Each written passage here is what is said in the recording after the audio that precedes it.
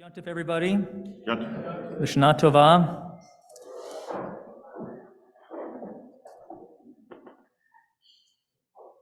The next couple minutes have nothing to do with my feelings about Jackie Mason. Just want to get that out of the way right away. Remember Jackie Mason? Someone say no? Everyone remembers Jackie Mason. Jackie Mason, the comedian. I once saw him live. I guess we saw him live maybe 25 years ago or something like that, at the Paper Mill Playhouse in New Jersey. And he did a routine about how he did a routine of Jews at the gym, and how we would walk around in fancy sweatsuits, but that we wouldn't sweat. The Gentiles were sweating, and you could hear Jackie Mason doing this bit. The Gentiles would sweat as they were pumping iron, we Jews, Jackie Mason style, but we Jews would strut around like peacocks in sweatsuits, showing off our zipped up sweatsuits and so forth. And I thought, not funny and not true, plus a shanda for the goyim. That joke, I thought, made us look bad in front of the non-Jews in the audience, and it made us feel bad about ourselves, in my opinion. And yet, as I have reflected on this routine, and it stayed with me, honestly, it's pretty much the only thing I remember from that show. It's possible that Jackie Mason was tapping into something relevant. And there's probably a reason why I remember that part of his show and little, if anything else. Maybe the Jews in sweatsuits routine reflected on the uneasy relationship between Jews and power, between Jews and physical power, physical strength. For the way that we mostly have been reared, certainly in the diaspora for centuries, until fairly recently, has emphasized the mind. It's the brain, not the body, that is paramount. Many of us were told that it's best not to earn our livelihoods by doing physical labor. What kind of job is that for a nice Jewish boy? That sort of thing. My great aunt Yetta, when I was in Little League, told me once that if I should happen to connect with the ball when I was batting, that I should not run to first base, but rather walk, so I shouldn't get hurt. Even at 8 years old, I realized absurd, and yet completely absurd. But she was really expressing that old diaspora mentality. Better a clever Jew than a strong Jew. I've also wondered if I so disliked that Jackie Mason joke because it touched upon a personal insecurity or personal anxiety. Perhaps as much as I've always tried to remain fit, as you can plainly see. As much as I have tried to work out and exercise and be fit, I've also wished on some level, or maybe a very overt level, that I wielded greater strength than my frame would allow. I've wondered, truly, if I would be able to protect myself, or my loved ones, or my community, if need be. I have always, since I was a little kid in Sunday school, been acutely aware of our vulnerability as Jews. Schwer zu sein Yid, it's hard to be a Jew. Well, it's certainly hard to be a powerless Jew. In ancient Israel, we enjoyed the prerogatives of autonomy, both political power and physical power. But then came the destruction of the temple, and though we fought boldly, valiantly, bravely to get it back, to get our autonomy back, we lost. And with our exile came disempowerment. I read this great book this summer by Emory University professor Melvin Connor. It's called The Jewish Body. And he wrote, the Jewish body over the centuries went from strong to weak and submissive. And weakness and submission begets trouble. For many generations, we understood this all too well. We were vulnerable, and we knew that the only way that we can get along in our host countries, in the midst of our host populations, was to provide something of value to them. We lived like Rudolph the Red-Nosed Reindeer, and I am hoping and betting that I'm the only rabbi in the high holiday season to allude to Rudolph the Red-Nosed Reindeer. But it's really true. Poor Rudolph was ridiculed until they learned that his difference was useful. His strange mutation, that illuminated nose, could light the way for those Gentile deer. And yes, I said that those deer were Gentiles. Prancer, Blitzen, Dasher, Gentiles. There has been speculation, real scholarly speculation, that Rudolph, whose nose was so bright, was a Jew. You can Google that, it's true. But it wasn't our noses that our host countries found useful. It was rather our access to capital, the fact that we were polyglots, that we spoke multiple languages, and had contacts in other markets by having family and others we knew in other parts of the continent of Europe. That is how we proved our worth. And it was helpful to the Gentile populations, but it was not real power. It was conditional, and it was ephemeral. Things could change, and things did change, for we frequently became convenient targets at which the folk could vent rage and disappointments and frustrations. Blame it on the Jew. Accuse him of ritual murder or well poisoning and throw him down the well. And when that wickedness started brewing, we could hide, but where? We could try to get out of the way, but where? But usually we were stuck, and pogroms ensued. And it's like pogroms, not like pogroms like in Fiddler, that are over at the end of the scene. These were pogroms, rape, murder. There were also kidnappings for ransom, which we paid, and of course, sometimes expulsions. And we were defenseless to the onslaughts. Defenseless, but tragically used to it. We became accustomed to the violence that occurred over the course of centuries and centuries and centuries. We became so accustomed that we invented all sorts of justifications, religious justifications, to justify this violence against us. We told ourselves, or our rabbis or leaders told us, that while we endure the violence now, it's okay because God will rise to our defense someday. Or that the violence is a punishment for our own transgressions. How is that for the victim blaming herself or himself? Or that the violence actually proves our superiority among the goyim, among the nations. They are the brutes and we are the brutalized. They are the benighted and we are the beloved of God.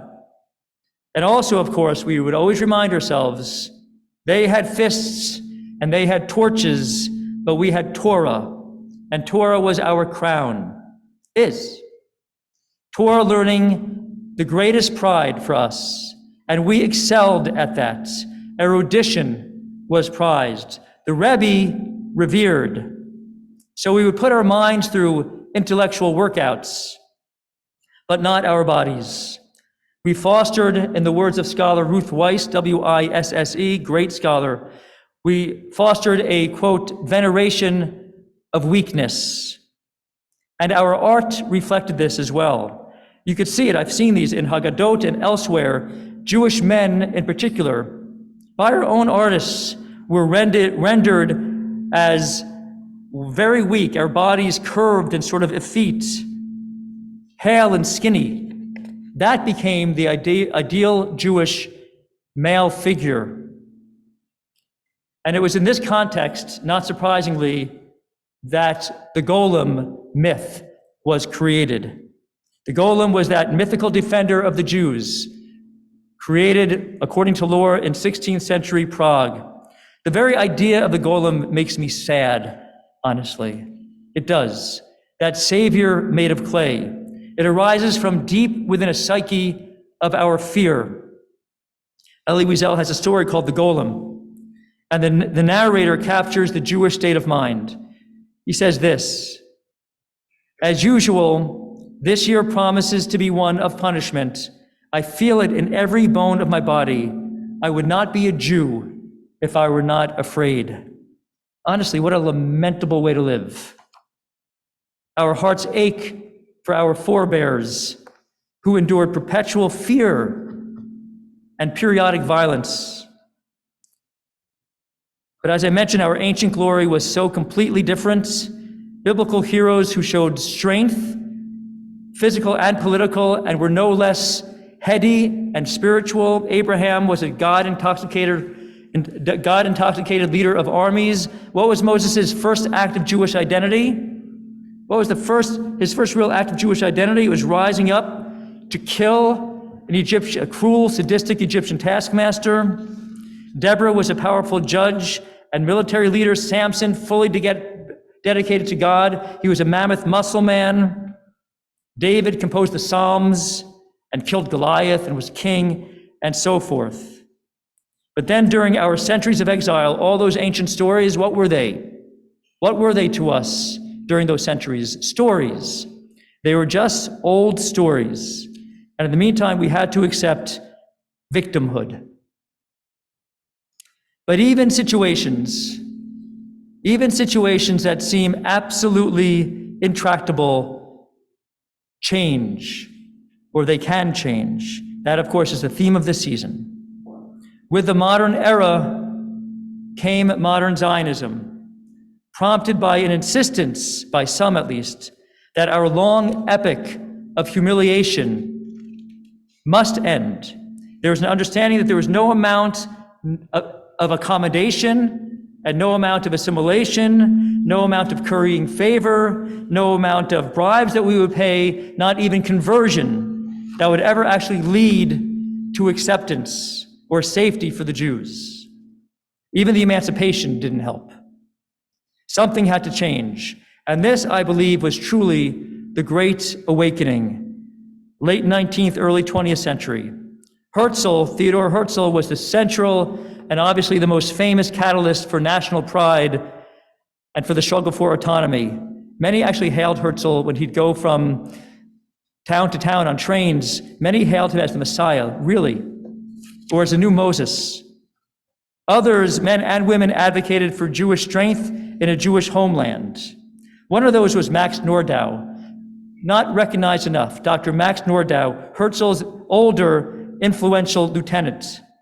At a gathering of the Zionist Congress, Dr. Nordau railed against what he called, referring to us, the nervous weakness of our people, that we just had this inbred nervousness and this weakness, Nordau said. And he declared in his great oratory, because apparently he had great oratory, he said, we must create a Muskeljudentum, a muscular Jewry.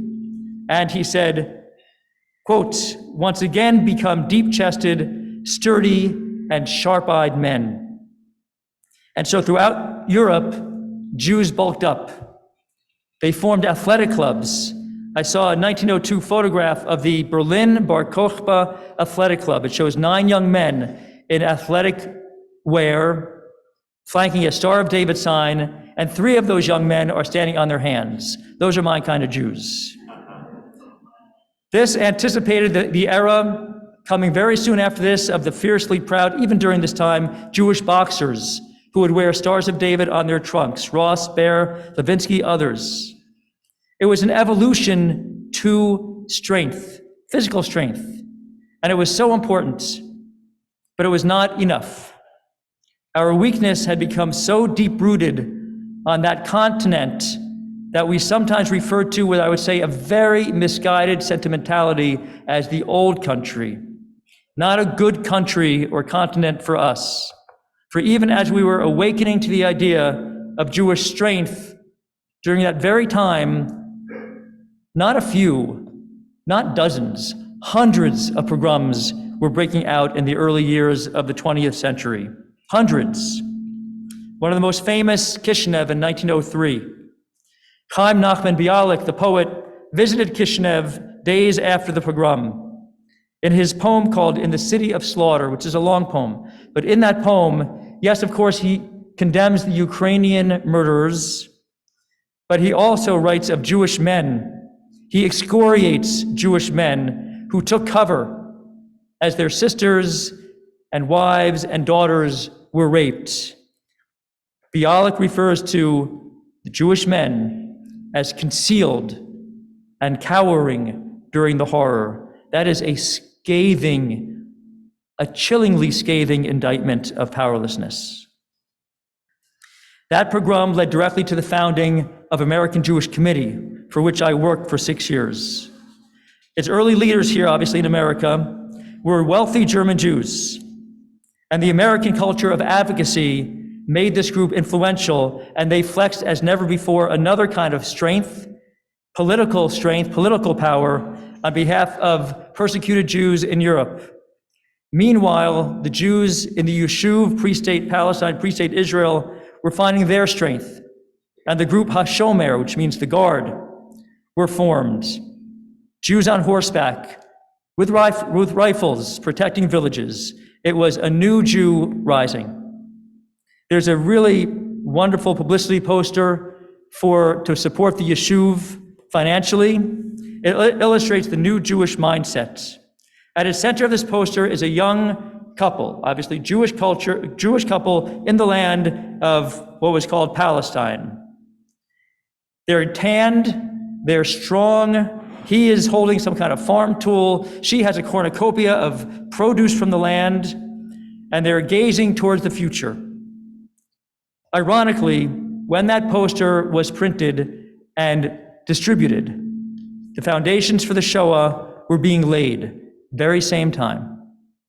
A cruel and bitter irony, awful and inexplicable, that as Jewish power arose, 6 million Jews were about to be perished. That just as our enemies exploited our weakness as never before they had, we were becoming stronger. What a confusing incongruity. In any event, our evolution towards strength was profound, and it was rapid, and I would say it was improbable. We Jews like to boast of our many achievements, our inventions, our innovations, and there are many for sure, business, tech, sciences, and so forth, the arts. But I submit that our greatest invention of them all, our greatest invention of anything that we have achieved, has been the reinvention of ourselves. We have gone, and I think that we take it for granted, from political irrelevancy to having confidence in that arena, from physical meekness to having healthy bodies and a Jewish state, and a strong one, for there is no autonomy without power. And no, we don't glorify violence. Jewish law is very clear about this. There are laws as to when violence is justifiable, sometimes necessary, but violence must be carefully considered, reluctantly employed. And may we never venerate violence like we venerated our weakness and meekness. But yes, strength is necessary, and it is nothing to be embarrassed by or squeamish about or trying to explain away. It is necessary. As that scholar from Emory, Melvin Connor, observed in his book, we tried weakness. Oh, how we tried. Strength is better. I have an old book from my dad's collection of books called A Treasury of Jewish Humor. Maybe some of you have that book. A Treasury of Jewish Humor. And it contains a tiny little story, like this big. It's called The Jew in Him. And this little story, a Jewish man wants to convert out. And he's going to do it, but there's one problem. It's not that he's having trouble with the doctrine, Christian doctrine. He's mastered that, smart enough for that. It has to do with one entrenched neurosis. And he tells the minister who's sponsoring him in his conversion, he tells the minister what his problem is, that why he cannot convert and become anything but Jewish. He says, "Oi, I'm still afraid of dogs." I don't like that joke either. The man in the Jew in him, in that story, clearly suffers from a total lack of power. Lacking, I would say, political power, probably seeking greater opportunity, he converts out. Lacking physical courage, he's petrified of dogs. I think it's a pathetic stereotype. That's the Jew in him, that old story back then. But it is not the Jew in us today. We love our dogs, even our gangly, tough mutts, and we advocate for our people, and we appreciate all who keep us safe today, for instance, especially our own guards, who are our own Shomrim here, guards today. And we support the Jewish state Israel and its right to an army. That's the Jew in me, and it's the Jew in you too. On Rosh Hashanah, friends, we acknowledge the potential for change. And so let us today remember what was, which was a tragic powerlessness that lasted and lasted and lasted. And let us celebrate what has changed for the good, for our people and within our people. And let us honor those who truly at a critical point in our history strove and struggled and fought to recreate, to reinvent ourselves, our very Jewish selves, anew. L'shana tova.